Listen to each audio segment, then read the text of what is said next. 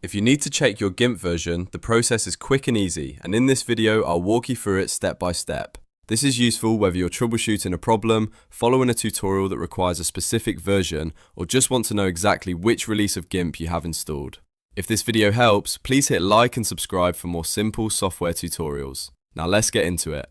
First, open GIMP on your desktop. You can launch it from your Applications menu, your desktop shortcut, or your taskbar if it's already pinned there. Once GIMP is open, you'll see the main interface and the menu bar across the top of the screen. Now, look at the very top menu bar. This is where GIMP keeps all of its main options and settings. If you are using Windows or Linux, click Help. If you are on a Mac, click GIMP in the top left menu bar instead. That is the equivalent location on macOS.